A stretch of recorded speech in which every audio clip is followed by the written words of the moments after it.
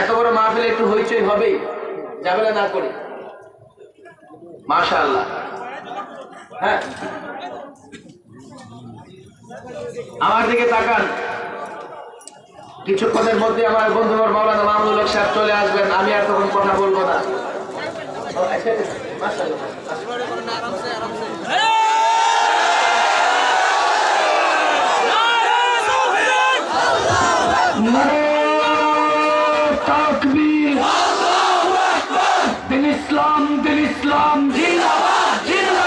মামুনুল আগমন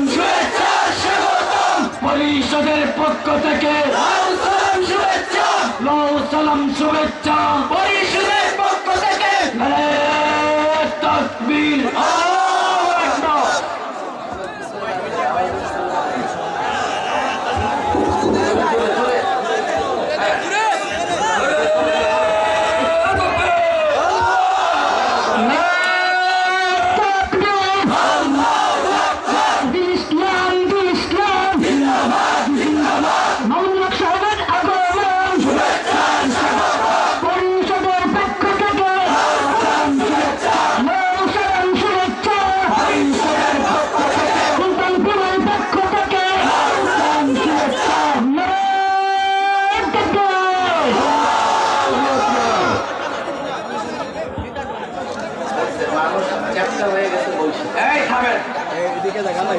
আপনাদের আওয়াজ কেন বের হয় না জানেন?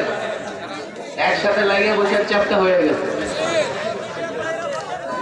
জায়গা নেই তো, আওয়াজ থেকে বের হবে। মাশাআল্লাহ, বসেন, বুঝছি বুঝছি। একবারে সাইলেন্ট, একবারে চুপ, এখন আর আওয়াজ দেবেন না। হ্যাঁ হ্যাঁ, ঠিক আছে। মাশাআল্লাহ। আসলে আমরা জানাই তো পিতা ইনশাআল্লাহ সবাই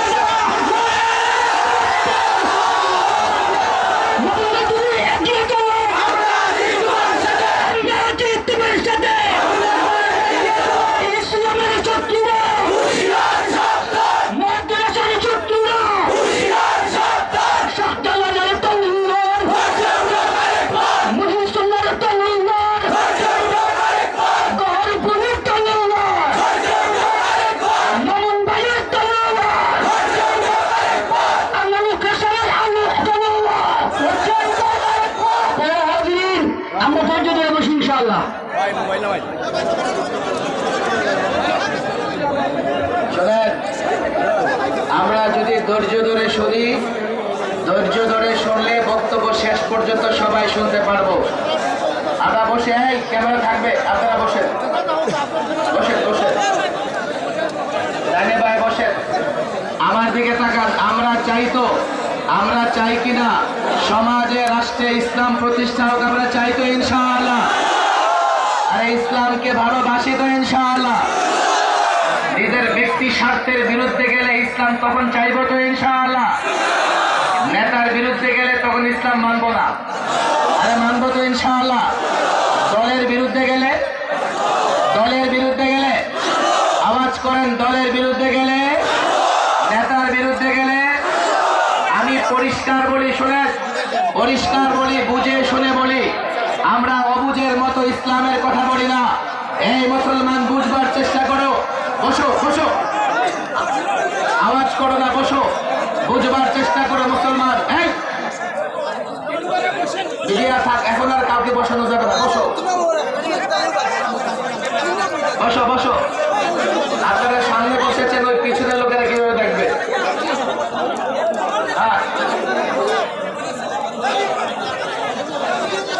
জায়গা, এই ছোট্ট জায়গায় লাখো লোকের সমাগম, আর সব সামনের দিকে আসতেছে। বললাম যে পেছনের দিকে থাকেন, আমার দিকে তাকান। আমি কথা শেষ করে দিচ্ছি। ইসলামকে কি আসলেই ভালোবাসেন? আরো জোরে বলেন, আসলেই ভালোবাসেন?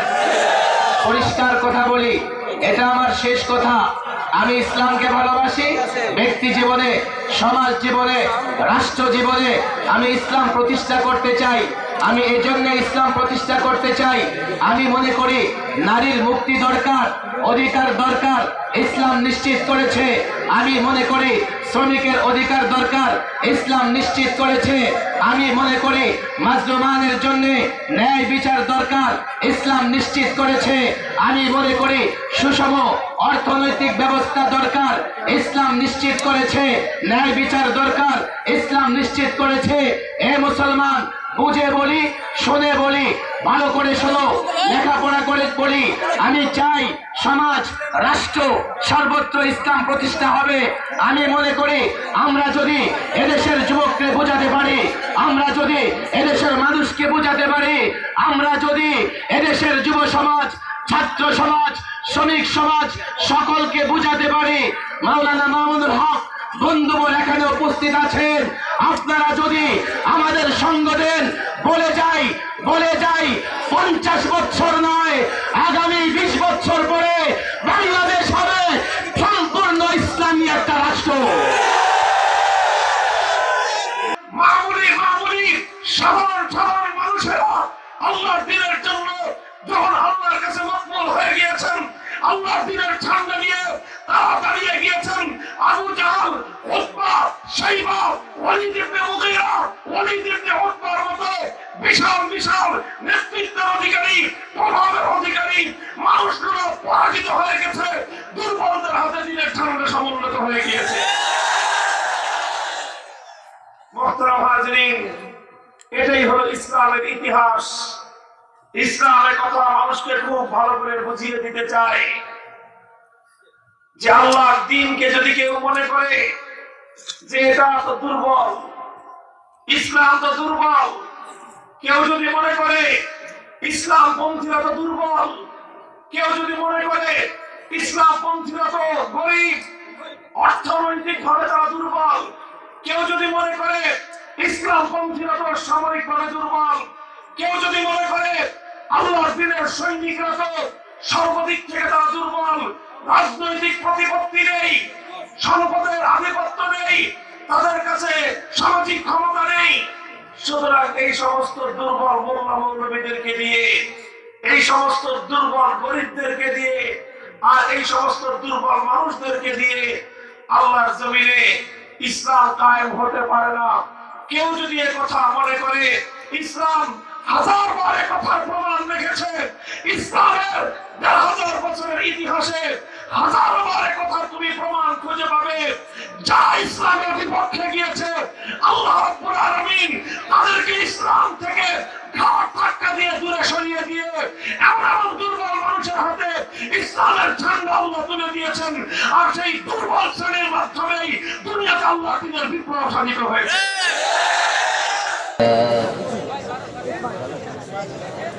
من يهده الله فلا مضل له ومن يضلله فلا هادي له ونشهد أن لا إله إلا الله وحده لا شريك له ونشهد أن محمدا عبده ورسوله أما بعد فأعوذ بالله من الشيطان الرجيم بسم الله الرحمن الرحيم اليوم أكملت لكم دينكم وأتممت عليكم نعمتي ورضيت لكم الإسلام دينا صدق الله مولانا العظيم وصدق رسوله النبي الكريم ونحن على ذلك من الشاهدين والشاكرين والحمد لله رب العالمين.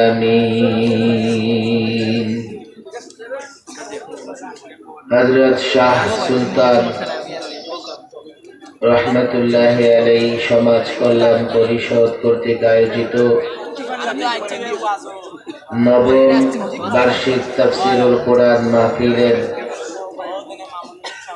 মহতারাম সভাপতি, আমন্ত্রিত উলামায়ে কেরাম, মঞ্চে উপবিষ্ট কাবিল ইহতিরাম উলামায়ে কেরাম, মাঠে সমবেত লাখো দিন প্রিয় ইসলাম প্রিয় তাওহীদি জনতা, হযরত শাহ সুলতান রহমতুল্লাহ আলাইহি সমাজ কল্যাণ পরিষদের উদ্যোগে আজকের এই লাখো জনতার মোবারক মাহফিলে আসতে পেরে আমরা প্রথমেই সকলে আল্লাহ তাবারক ওয়া তাআলার শুকরিয়া আদায় করি, বলি আলহামদুলিল্লাহ, এবং অন্তর থেকে তাকবীর বলি আল্লাহু আকবার। লাখো জনতার সমাবেশে আওয়াজ এত ক্ষীণ হবে বিশ্বাস হয় না। তাকবীর যখন দেই উঁচু আওয়াজ দেওয়া চাই, যাতে করে শয়তান এলাকা ছাড়া হয়ে যায়। আল্লাহু আকবার। ইতিমধ্যে ছোটখাটো যে আওয়াজ শোনা যায়, এর কারণ হচ্ছে মাঠে কোথাও তিল ধারণের জায়গা নাই। এত বড় সমাবেশে টুকটাক আওয়াজ তো হবেই, তারপরেও এটি একটি দ্বীনি প্রোগ্রাম। আমরা আল্লাহকে সন্তুষ্ট করবার জন্য এখানে এসেছি। আমরা যতটা পারি স্যাক্রিফাইস করব। স্যাক্রিফাইস করলে আল্লাহ তাবারক ওয়া তাআলা আমাদেরকে বদলা দেবেন, যা যা দেবেন। পিছনে আরেকটা ময়দান আছে, মাঠ আছে, রাস্তায় বসে যান। রাস্তায় জায়গা না হলে এর দ্বিতীয় যে ময়দান মাঠ আছে সেখানে বসে যান। যদিও সেখান থেকে স্টেজ দেখা যায় না, কিন্তু কিচ্ছু করার নেই। এই এলাকায় এর চেয়ে বড় ময়দান তো আর নাই। এই জন্যে আমি অনুরোধ করি আয়োজকদের পক্ষ থেকে, যে যেখানে জায়গা পাবো, প্রথম ময়দানে হোক আর দ্বিতীয় ময়দানে হোক, রাস্তায় হোক আর আশেপাশে হোক, যার যেখানে বসার সুযোগ হবে বসে যাই। পিছনের দিকে চাপ দেই, সামনের দিকে চাপ না দেই। আমি দেখতে পাচ্ছি, আপনাদেরকে বলছি, আপনারা হয়তো পিছন থেকে দেখতে পাচ্ছেন না, সামনের দিকে কোথাও চুল পড়ার জায়গা নাই। এটা পড়লেও নিচে পড়বে না, মানুষের গায়ে লেগে থাকবে। আল্লাহু আকবার। ডান দিকে, মঞ্চের ডান দিকে বাঁ দিকে আর কেউ আসার চেষ্টা করবেন না। যারা রাস্তা থেকে মাহফিলে আসতেছেন তাদের কাছে আমার অনুরোধ, আপনারা মঞ্চের দিকে না এসে মঞ্চের সামনের দিকে যাবেন। যদি মঞ্চের দিকে আসেন, দেখেন এখানে এইভাবে দাঁড়াইছে, আমার মনে হয় না যে চুল কেন, কোনো বালু কণা পড়লেও এটা নিচে যাবে। আমি অনুরোধ করব, লাখো জনতা নবী প্রেমিকদের এই সমাবেশে এখন যারা আসবেন, এখনো লোকজন আসতেছেন দলে দলে, তাদের কাছে আমার অনুরোধ, সামনের দিকে আসার চেষ্টা করবেন না, পেছনের দিকে দ্বিতীয় ময়দানে। যদি দ্বিতীয় ময়দান ফুল হয়ে যায় তো রাস্তায় থাকবো, আমরা ভেতরে ঢোকার চেষ্টা করব না। এটাই হবে আমাদের জন্য উত্তম এবং কল্যাণের। কথা ঠিক না বেঠিক? শয়তান তাড়াতে হবে, এই গহরপুরের কোথাও যেন শয়তান না থাকতে পারে। এত উঁচু আওয়াজে তাকবীর দেব, বলি আল্লাহু আকবার। পেছনে যারা আছেন জানি মন খারাপ, কিন্তু করবেন কি, আগে থেকে জায়গা দিতে পারেন নাই। আপনাদের মন খারাপ হলে আমি কি করব? মন খারাপ করে আওয়াজ দিচ্ছে না, মনটা খারাপ আসে। এই মাঠের কেউ আওয়াজ দেবে না। আমি দ্বিতীয় ময়দানের লোকদের আওয়াজ শুনতে চাই। আপনারা আমার দিকে তাকান, হাতটা তো দেখতে পান। এই আপনারা তাকান কেন? ময়দান পরিবর্তন করে দিব কিন্তু একেবারে পেছনের ময়দানে নিচু জায়গা, তারপরও আল্লাহু আকবার বলেন। মন এখনো ঠিক হয় না, কেউ জায়গা নাই, দেখতে পারি না, মন কেমনে ঠিক হবে? এত বড় লাখো লোকের সমাবেশে আসতে পেরে খুশির আবেজার অন্তর থেকে আল্লাহ তাবারক ওয়া তাআলার শুকরিয়া আদায় করি, বলি আলহামদুলিল্লাহ। এই সমাগম ব্যক্তিকার মহব্বতে নয়, এই সমাগম হচ্ছে আল্লাহর মহব্বতে। আমি ব্যক্তি, অমুক ব্যক্তি, আল্লাহর কথা বলি, ইসলামের কথা বলি, দ্বীনের কথা বলি, কোরআনের কথা বলি, সুন্নাহর কথা বলি, ইসলামের পক্ষে কথা বলি, দেশের পক্ষে কথা বলি, মাজলুম জনতার পক্ষে কথা বলি বলেই আপনারা আমাদেরকে সমর্থন করেন। এই সমাগম এটা প্রমাণ করে এদেশের মানুষ ইসলামের পক্ষে, কোরআনের পক্ষে, মাদ্রাসার পক্ষে, মসজিদের পক্ষে, আলেমদের পক্ষে, দেশের পক্ষে, শান্তির পক্ষে, মাজলুমের পক্ষে, জালেমের বিরুদ্ধে। দীর্ঘ কথা আমি বলবো না, আমার পরে আপনারা ইতিমধ্যে ঘোষণা শুনতে পেয়েছেন। বন্ধুবর মাওলানা মাহমুদুল হক মাজলুম জনতার প্রতীক, মাজলুম জনতার মুখপত্র, মাজলুম জনতার মুখপাত্র মাওলানা মাহমুদুল হক সাহেব ইতিমধ্যে এসে গেছেন, হয়তো কিছুক্ষণের মধ্যেই আসবেন। এছাড়া আরেকজন খ্যাতিমান আলোচক, অত্যন্ত জনপ্রিয় আলোচক, দ্বীনের দাঈ বন্ধুবর মাওলানা হাবিবুল্লাহ মাহমুদ কাসেমি, তিনিও এসে গেছেন। যতদূর আমি জেনেছি বন্ধুবর মাওলানা হাসান জামিল সাহেব তিনিও সিলেটে আছেন। এক এক করে সকলেই আসবেন ইনশাআল্লাহ। আমরা সকলের বক্তৃতায় শুনবো তো ইনশাআল্লাহ। এক এক ফুলের এক এক রকমের গ্রাম, এক এক ফুলের এক এক রকমের গ্রাম। আমরা সব ফুল থেকে গ্রাম নিয়ে নিজেকে ধন্য করব, কথা ঠিক না বেঠিক? এই জন্যে ধৈর্য সহকারে বসতে হবে, শুরুতেই ধৈর্য হারা হলে চলবে না। ধৈর্য সহকারে আমরা বসবো। আমি দীর্ঘ বক্তৃতা করব না, তবে হ্যাঁ, আপনারা সিলেটের মানুষ, শাহ সুলতান রহমাতুল্লাহ আলাইহি নামটা তো শুনেছেন, কিন্তু এই নাম এবং ব্যক্তির সঙ্গে আপনারা কি পরিচিত? তত একটা পরিচিত না। বাঙালি বলে আপনারা অবহেলা করেন, বাঙালি বলে আপনারা অবহেলা করেন। এই ব্যক্তিটি, যেই ব্যক্তি বুজুর্গের মাজার জিয়ারত করবার জন্য সারা বাংলাদেশে থেকে লোকজন সিলেটে আসে, আপনারাও যান। রাজনৈতিক অরাজনৈতিক সব ধরনের লোকেরা যায়। নির্বাচন আসলে তো নেতাদের ভিড় লেগে যায় সেখানে। শাহজালালের দোয়া নিতে সবাই চলে যায় মাজারে। শাহজালাল ইয়ামানির সাথী সহযোদ্ধা যিনি ছিলেন বাঙালিদের মধ্যে তাদের মধ্যে অন্যতম ছিলেন শাহ সুলতান রহমতুল্লাহ আলাইহি। এই বীর একজন বাঙালি ছিলেন, এই এলাকারই ছিলেন। আমি ধন্যবাদ দিয়ে এই সংগঠনের দায়িত্বশীলদেরকে ছোট করতে চাই না। ওনারা একটা ইতিহাস, একটা ঐতিহ্য, একটা কিংবদন্তি। ভালো করে বুঝবেন, এর মানে এই নয় যে আপনার উপরে কোরআন ইসলাম চাপিয়ে দেওয়া হয়েছে, বরং কোরআন এবং ইসলাম আমাদের জন্য আল্লাহ পাকের পক্ষ থেকে সবচেয়ে বড় নেয়ামত। কেন নেয়ামত? মানুষের জন্য দিক নির্দেশনা দরকার। মানুষ যদি মনে করে ব্যক্তি জীবনে সে ভালো থাকবে, পারিবারিকভাবে ন্যায় ইনসাফ প্রতিষ্ঠা করবে, পারিবারিকভাবে শান্তিতে থাকবে, তাকে অবশ্যই নির্দেশনা লাগবে। নির্দেশনা চাও, কোরআন এবং ইসলামের দিকে তাকাও। সামাজিকভাবে শান্তি প্রতিষ্ঠা করতে চাও, ইসলাম ছাড়া তোমার কোনো উপায় নাই। রাজনৈতিক বিশৃঙ্খলা, মারামারি, কাটাকাটি দূর করে দেশে শান্তি প্রতিষ্ঠা করতে চাও, ইসলাম ছাড়া কোনো উপায় নাই।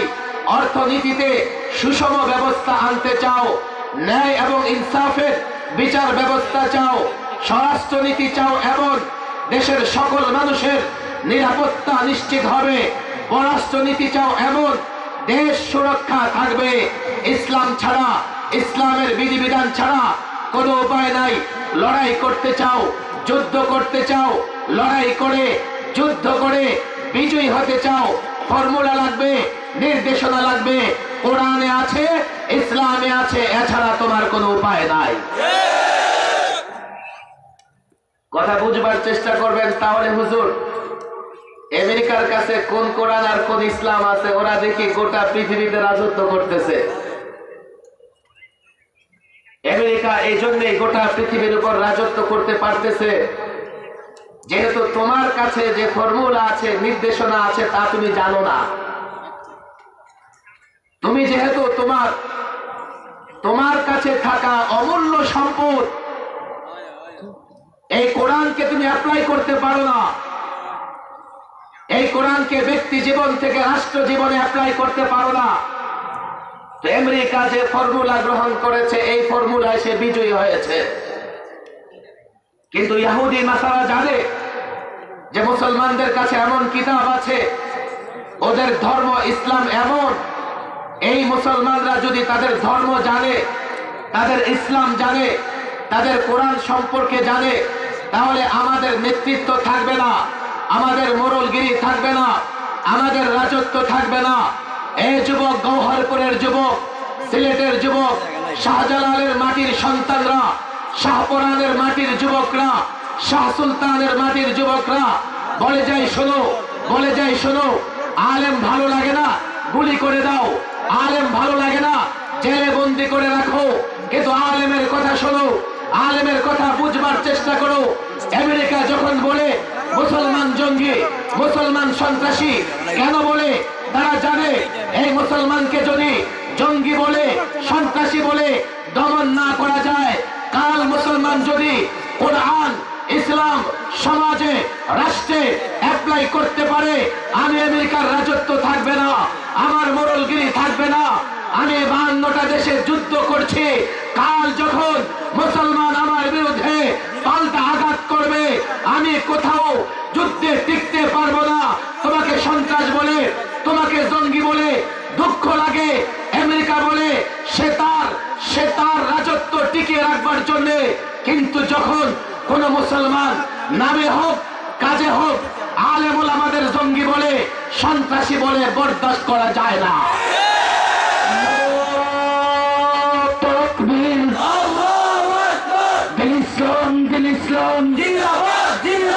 আল কোরআনের আলো, আলিমুল আমার শত্রুরা হুশিয়ার সাবধান, শাহজালালের তলোয়ার গর্জে উঠো আরেকবার, তাকবীর, আল্লাহু আকবার। শিক্ষিত সমাজের সঙ্গে আমাদের কোনো দূরত্ব নাই। আপনি বিএ পাশ করেছেন, এমএ পাশ করেছেন, আপনি অনার্স করেছেন, আপনি আমার ভাই। আপনি ডাক্তার হয়েছেন, আপনি আমার ভাই। আপনি ইঞ্জিনিয়ার, আপনি আমার ভাই। আমার বিপদে, আমার প্রয়োজনে আমি আপনাদের কাছে যাব। কিন্তু দুঃখ লাগে, এই শিক্ষিত সমাজের কেউ কেউ যখন আমাদের বিরোধিতা করে, আমাদের বুঝে আসে না ওরা কোন জায়গার হাড্ডি মুখে দিয়ে আমাদের বিরোধিতা করে। একজন বুদ্ধিজীবী সাহেব তো অনেক আমাদেরকে নসিহত করেছেন, পরে একজন আলেমের সঙ্গে সামাজিক যোগাযোগ মাধ্যমে বিতর্ক করে এখন নুরানি কায়দা পড়তেছেন। বেচারার জন্য আমি দোয়া করি, আল্লাহ তাকে দ্রুত নুরানি কায়দা শেষ করার তৌফিক দান করেন। আরো 5 বছর পড়া লাগবে আলেম কি জিনিস বোঝার জন্য। নুরানি কায়দা পড়ে আলেম কি জিনিস বোঝা যাবে না। নুরানি কায়দা পড়বে, কাল কোরআন শরীফ পড়বে, এরপরে বলবে হুজুর আমি কোরআনে কারিমের ব্যাখ্যা পড়তে চাই। তো বলবে আপনি কোরআনে কারিমের ব্যাখ্যা পড়বেন, নাহু পড়া লাগবে, আরো 1 বছর নাহু পড়বে, আরো 1 বছর সরফ পড়বে, এরপরে বলবে তাতেও তো বুঝি না, বলবে যে ভোকাবুলারি পড়া লাগবে, শব্দ অর্থ পড়া লাগবে, তো শব্দ অর্থ পড়বে। 5 বছর পড়ার পরে দেখবে কিছু কিছু কোরআনে কারিমের তরজমা বুঝে আর তাফসির দেখে দেখে বাংলা ইংরেজি তাফসির পড়তে পারে, তখন সে বুঝবে আলেম কাকে বলে। আফসোস, অনেকে তো এমন যে আলিফ বা পড়ে নিজের পণ্ডিত মনে করে, আমি আলিফ বা পড়েছি, আমিও কম না। আমি বলি আমিও এবিসি পড়েছি, আমিও ব্যারিস্টার কম না। আলিফ বা পড়ে যদি আলেম হওয়া যায় তো এবিসি পড়লে ব্যারিস্টার হওয়া যাবে না কেন? আরেকজন বলে কি আমি 4 খতম কোরআন করেছি, আমিও কম না। জানাজা বাবারটা আমি নিজেই দেব। তোমার বাবা ভালো মানুষ ছিল, তোমার বাবারটা তুমি দিবা, তোমারটা দিবে কে? আরে এই গহরপুরের বাচ্চা বাচ্চা জিজ্ঞেস করো, 7 বছরের বাচ্চাও 8 বার কোরআন খতম করে ফেলেছে। ওরা মনে করে কি মাদ্রাসায় পড়লে কোরআন পড়তে পারলে এটাই মাদ্রাসার শিক্ষা? আরে কোরআন দেখে পড়া, মুখস্থ করা এটা প্রাথমিক শিক্ষা। এরপরেও দ্বীনের জ্ঞান অর্জন করবার জন্য আরো 12 বছর লেখাপড়া করা লাগে। আমি এতটুকু বলি, আমার কথা বুঝবার চেষ্টা করেন। আলেম ওলামাদের কদিন আগে আমরা দেখেছি রাস্তায় আমাদের বিরুদ্ধে স্লোগান দিয়েছে, মৌলবাদীর আস্তানা জ্বালিয়ে দাও, পোড়ায়া দাও। দিয়েছে কিনা? আবার আমাদেরকে বলে সাম্প্রদায়িক। আমার বন্ধুরা পরে আলোচনায় আছে, লম্বা আলোচনা করবেন, এই গেটে আমরা গন্ডগোল না করি। বসে আমরা বসি, এত বড় মাহফিলে একটু হইচই হবেই, ঝামেলা না করি। মাশাআল্লাহ। হ্যাঁ, আমার দিকে তাকান। কিছুক্ষণের মধ্যে আমার বন্ধু মাওলানা মামুনুল হক সাহেব চলে আসবেন, আমি আর তখন কথা বলবো না।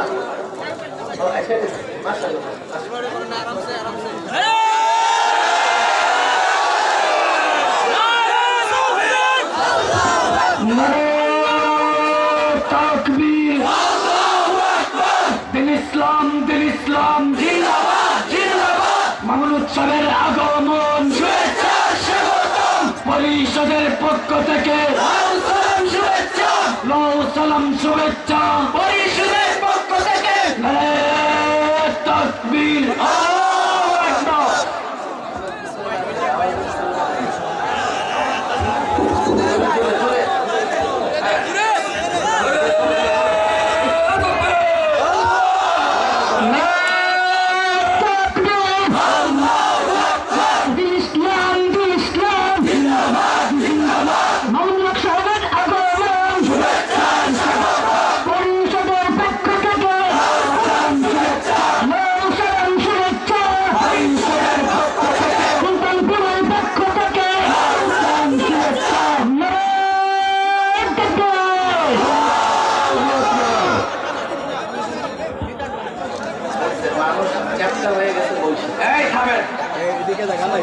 আপনাদের আওয়াজ কেন বের হয় না জানেন?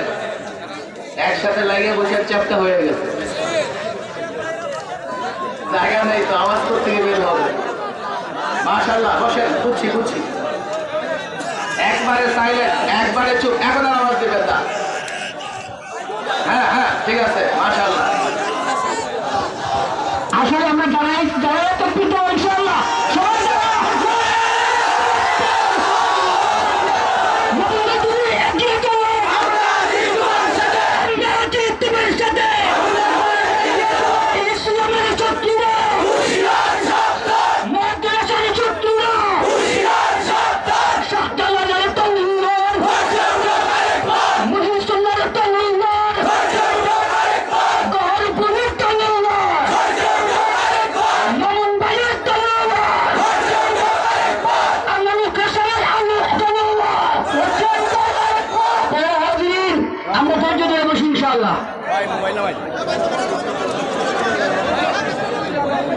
শোনেন, আমরা যদি ধৈর্য ধরে শুনি, ধৈর্য ধরে শুনলে বক্তব্য শেষ পর্যন্ত সবাই শুনতে পারবো। আমরা বসে, ক্যামেরা থাকবে, আপনারা বসেন, ডানে বায়ে বসেন। আমার দিকে তাকান। আমরা চাই কিনা সমাজে রাষ্ট্রে ইসলাম প্রতিষ্ঠা হোক? আমরা চাই তো ইনশাআল্লাহ। আর ইসলামকে ভালোবাসি তো ইনশাআল্লাহ। নিজের ব্যক্তি স্বার্থের বিরুদ্ধে গেলে ইসলাম তখন চাইবো তো ইনশাআল্লাহ। নেতার বিরুদ্ধে গেলে তখন ইসলাম মানবো না। আরে মানবো তো ইনশাআল্লাহ। দলের বিরুদ্ধে গেলে আওয়াজ করেন, দলের বিরুদ্ধে গেলে, নেতার বিরুদ্ধে গেলে। আমি পরিষ্কার বলি, শুনেন, পরিষ্কার বলি, বুঝে শুনে বলি। আমরা অবুঝের মতো ইসলামের কথা বলি না। এই মুসলমান, বুঝবার চেষ্টা করো। বসো, আওয়াজ করো না, বসো, বুঝবার চেষ্টা করো মুসলমান। এই মিডিয়া থাক, এখন আর কাউকে বসানো যাবে না। বসো।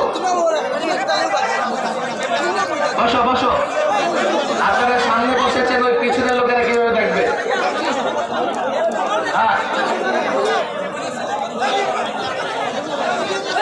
জায়গা, এই ছোট্ট জায়গায় লাখো লোকের সমাগম, আর সব সামনের দিকে আসতেছে। বললাম যে পেছনের দিকে থাকেন, আমার দিকে তাকান। আমি কথা শেষ করে দিচ্ছি। ইসলামকে কি আসলেই ভালোবাসেন? আরো জোরে বলেন, আসলেই ভালোবাসেন? পরিষ্কার কথা বলি, এটা আমার শেষ কথা। আমি ইসলামকে ভালোবাসি। ব্যক্তি জীবনে, সমাজ জীবনে, রাষ্ট্র জীবনে আমি ইসলাম প্রতিষ্ঠা করতে চাই। আমি এজন্য ইসলাম প্রতিষ্ঠা করতে চাই। আমি মনে করি নারীর মুক্তি দরকার, অধিকার দরকার, ইসলাম নিশ্চিত করেছে। আমি মনে করি শ্রমিকের অধিকার দরকার, ইসলাম নিশ্চিত করেছে। আমি মনে করি মাজলুমানের জন্য ন্যায় বিচার দরকার, ইসলাম নিশ্চিত করেছে। আমি মনে করি সুষম অর্থনৈতিক ব্যবস্থা দরকার, ইসলাম নিশ্চিত করেছে। ন্যায় বিচার দরকার, ইসলাম নিশ্চিত করেছে। এ মুসলমান, বুঝে বলি, শুনে বলি, ভালো করে শোনো, লেখাপড়া করে বলি। আমি চাই সমাজ, রাষ্ট্র সর্বত্র ইসলাম প্রতিষ্ঠা হবে।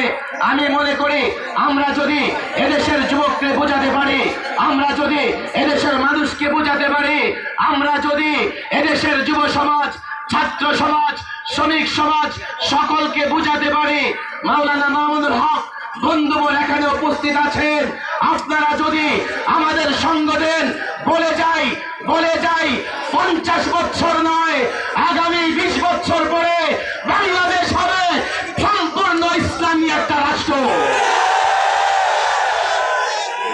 এই রাষ্ট্র ব্যবস্থার জন্য আজকে ওয়াদা করতে হবে। শুধুমাত্র আলেমের বক্তৃতা শুনবার নয়, বক্তৃতা শুনবার জন্য নয়, আজকে ওয়াদা করতে হবে ইসলামী রাষ্ট্র প্রতিষ্ঠা করবার জন্য, খেলাফত ব্যবস্থা প্রতিষ্ঠা করবার জন্য শাহজালাল ইয়েমেনি, শাহপরান, শাহ সুলতানের মতো আমরাও মেহনত করব, রক্ত দিয়ে হলেও এই জমিনে ইসলাম প্রতিষ্ঠা করব ইনশাআল্লাহ। সর্বশেষ কথা, এখানে লাখো লোকের জমায়েত। ইতিহাস আপনারা পড়েন, ইতিহাস যাদের, কিন্তু ইসলাম সম্পর্কে জানবেন তো ইনশাআল্লাহ। আলেমদের সঙ্গে থাকবেন তো ইনশাআল্লাহ। আর আলেমদের সঙ্গে থাকতে রাজি আছেন তো ইনশাআল্লাহ। আলেমরা কারো বিরোধী নয়, আলেমরা কারো দুশ্মন নয়। আলেমের দুশ্মন শয়তান।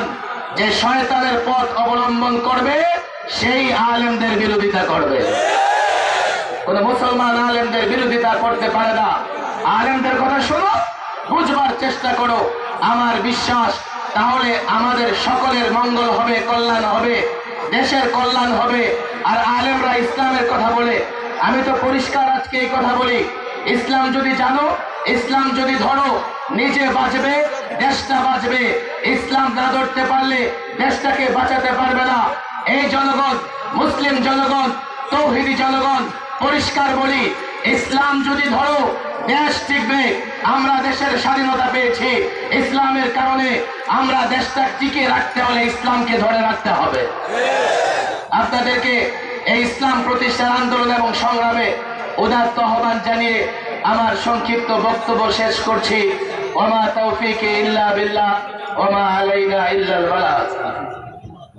ذلك فضل الله يؤتيه من يشاء والله واسع عليم। وقال رسول الله صلى الله عليه وسلم من أحب لله وأبغض لله وأعطى لله ومنع لله فقد استكمل الإيمان. بارك الله لنا ولكم في القرآن العظيم ونفعنا وإياكم بالآيات والذكر الحكيم. اللهم صل على محمد وعلى آل محمد كما صليت على إبراهيم وعلى آل إبراهيم إنك حميد مجيد. اللهم بارك على محمد وعلى آل محمد كما باركت على إبراهيم وعلى آل إبراهيم إنك حميد مجيد. محترم حضرات উলামায়ে কেরাম, সম্মানিত ও শ্রদ্ধাভাজন আমার মুরব্বী সাহেবান, সমবেত ইসলাম প্রিয়, কোরআন প্রেমিক, নবী প্রেমিক, তাওহীদি মুসলমান ভাই ও বন্ধুগণ, আল্লাহ পাক রব্বুল আলামিনের অসংখ্য অগণিত শুকরগুজারি আদায় করি যে আল্লাহ রব্বুল আলামিন আমাদেরকে আল্লাহর দ্বীনকে কেন্দ্র করে আজিমুস শান এই মজমার মধ্যে, জলসার মধ্যে হাজির হওয়ার তৌফিক দিয়েছেন। উলামায়ে কেরামের সাথে তাদের সম্মুখে বসে কোরআনের কথা, ইসলামের কথা শুনবার সুযোগ করে দিয়েছেন। রব্বে কারীমের বড়ই মেহেরবানি। এই জন্য আল্লাহ রাব্বুল আলামিনের দরবারে কালিমাতুশ শুকরের হাদিয়া পেশ করি আলহামদুলিল্লাহ। দীর্ঘ সময় পর্যন্ত আপনারা দেশের বরেণ্য উলামায়ে কেরামের কাছ থেকে মূল্যবান দ্বীনি আলোচনা শুনেছেন। মাগরিবের আগে বাংলাদেশের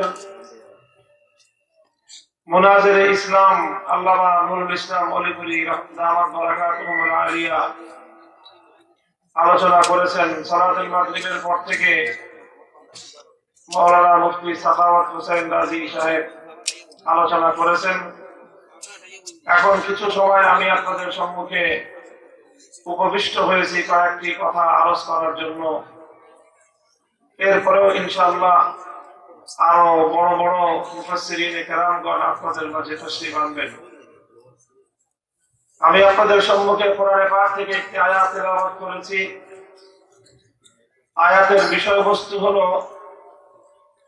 আল্লাহ পাক রব্বুল আলামিন তার দ্বীনের জন্য, ইসলামের জন্য কেমন সৈনিক, কেমন মর্দে মুজাহিদ আল্লাহর কাছে প্রিয়, আল্লাহ পাক রব্বুল আলামিন তাদের বৈশিষ্ট্য এবং তাদের কিছু পরিচয় বর্ণনা করেছেন। আল্লাহ বলেছেন, যারা আল্লাহর দ্বীনের পথে চলছো, যারা মুমিন মুসলমান, তোমাদেরকে আল্লাহ পাক রব্বুল আলামিন মেহেরবানি করে ইসলামের পতাকা তলে শামিল হওয়ার তৌফিক দিয়েছেন। এটা আল্লাহ পাকের বড়ই মেহেরবানি। ব্যাপারটা এমন নয় যে আমরা ইসলামের জন্য কিছু কাজ করতে পারলে ইসলামের অনেক উপকার করে ফেললাম, আল্লাহ অনেক উপকার করে ফেললাম। ব্যাপারটা এমন নয়, বরং ব্যাপারটা হলো আল্লাহ রাব্বুল আলামিন আমাদেরকে ইসলামের পথে যদি কিছু কাজ করার তৌফিক দান করেন, সেটাই আমাদের জন্য বড় সৌভাগ্যের বিষয়। কেউ যদি মনে করে যে আমি ইসলামকে, আল্লাহকে অনেক উপকার করে ফেলছি, আমার দ্বারাই ইসলাম টিকে আছে, আমি না থাকলে তো ইসলাম থাকবে না, কারোর মধ্যে যদি এমন অহংবোধ সৃষ্টি হয়, এমন অহংকারী মনোভাব সৃষ্টি হয়, তাহলে তাকে লক্ষ্য করে আল্লাহর কোরআনের স্পষ্ট পয়গাম হলো এই যে দুনিয়াতে যদি কেউ এ কথা মনে করে যে আমাকে ছাড়া আল্লাহর দিন চলবে না, তাহলে আল্লাহ পাক রব্বুল আলামিন এ কথা প্রমাণ করে দিবেন যে আল্লাহর দিন দুনিয়াতে কোনো ব্যক্তির মুখাপেক্ষী নয়, বরং দুনিয়ার সমস্ত মানুষ আল্লাহর দিনের মুখাপেক্ষী। কেউ যদি চিন্তা করে আল্লাহর দিন আমার মুখাপেক্ষী, অসংখ্য দৃষ্টান্ত রয়েছে। আল্লাহ পাক রব্বুল ইজ্জত ঘাট ধাক্কা দিয়ে, গলা ধাক্কা দিয়ে অনেককে দূরে সরিয়ে দিয়েছেন। যারা মনে করেছিল আমাদেরকে বাদ দিয়ে জমিনে কোনো কিছু হতে পারে না, যারা মনে করেছিল আমাদেরকে বাদ দিয়ে কোনো কল্যাণমূলক কাজ হতে পারে না, যারা মনে করেছিল আমাদেরকে মাইনাস করলে বড় কোনো কিছুই বাস্তবায়িত হতে পারে না, আল্লাহ পাক রব্বুল আলামিন ইসলামের প্রথম যুগ থেকে অসংখ্য অগণিতবার এ কথা প্রমাণ করে দিয়েছেন।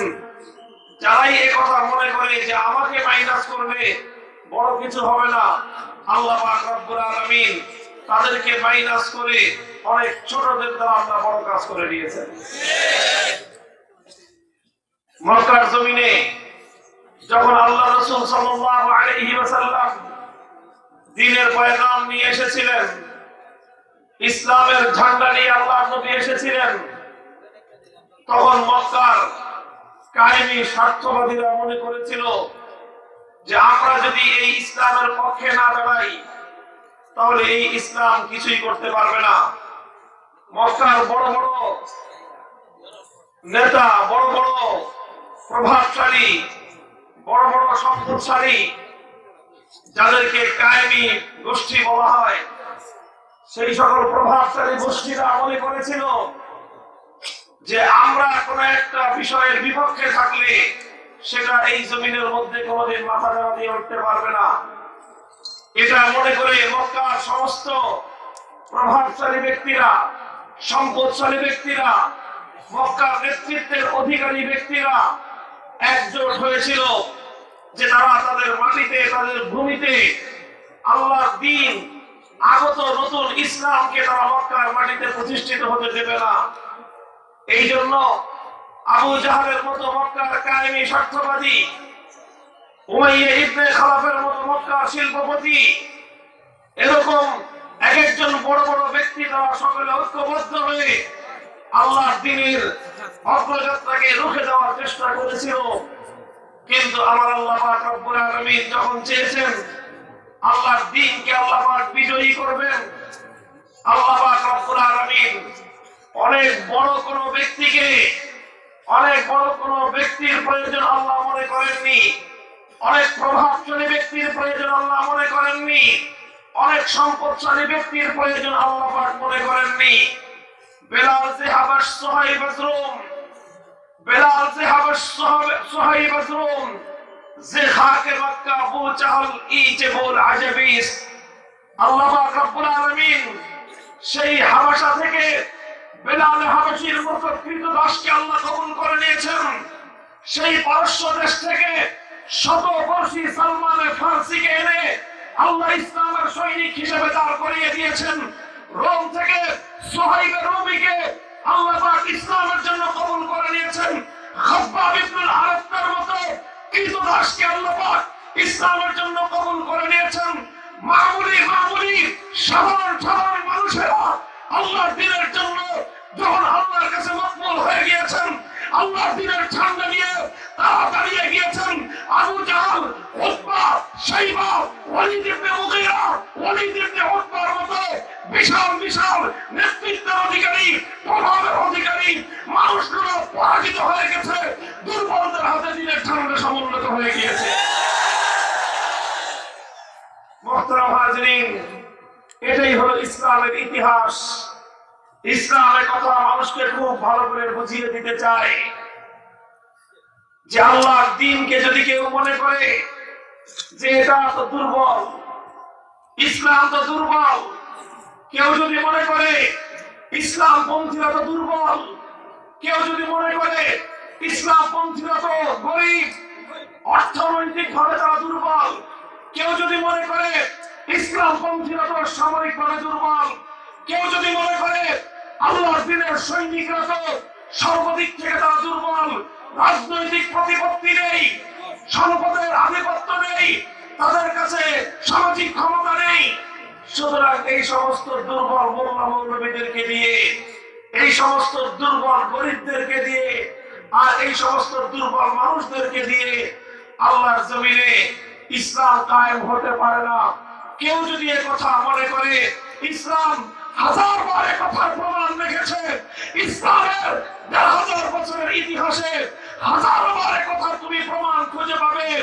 যা ইসলামের বিপক্ষে গিয়েছে আল্লাহ রাব্বুল আলামিন তাদেরকে ইসলাম থেকে ঘাট ধাক্কা দিয়ে দূরে সরিয়ে দিয়ে এমন এমন দুর্বল মানুষের হাতে ইসলামের ঝান্ডা আল্লাহ তুলে দিয়েছেন, আর সেই দুর্বল শ্রেণীর মাধ্যমেই দুনিয়াতে আল্লাহ দিনের বিপ্লব সাধিত হয়েছে। এই জন্য মুহতারাম হাজিরিন, আল্লাহ পাক রব্বুল আলামিন আমাদেরকে বিনয় শিক্ষা দিয়েছেন, বিনয় শিক্ষা দিয়েছেন, অহংকার নয়। আল্লাহ রাব্বুল আলামিন আমাদেরকে এই অনুভূতি শিখিয়েছেন, আমি যদি নিজেকে আল্লাহর দ্বীনের জন্য ইম্পর্টেন্ট মনে করি, আল্লাহ রাব্বুল আলামিন দুনিয়ার কোন ব্যক্তির মুহতাজ নয়, আল্লাহর দ্বীনকে দুনিয়াতে চিন্তা করবার জন্য। আল্লাহ বলেছেন, ইয়া আইয়ুহাল্লাযীনা আমানু মান ইয়ারতাদ্দা মিনকুম আন দীনিহি ফাসাউফা ইয়াতিল্লাহু বিকওমিন ইউহিব্বুহুম ওয়া ইউহিব্বুনাহু আযিল্লাতিন আলাল মুমিনিনা আ'ইজ্জাতিন আলাল কাফিরিন। আল্লাহ বলেছেন, কেউ যদি মনে করে যে আমরা দুনিয়া থেকে, আমরা ইসলামের পথ থেকে সরে দাঁড়ালে, আমরা যদি ইসলামের পক্ষে কাজ না করি, তাহলে বুঝি ইসলাম দুনিয়াতে টিকবে না। আল্লাহ রাব্বুল আলামিন বলেছেন,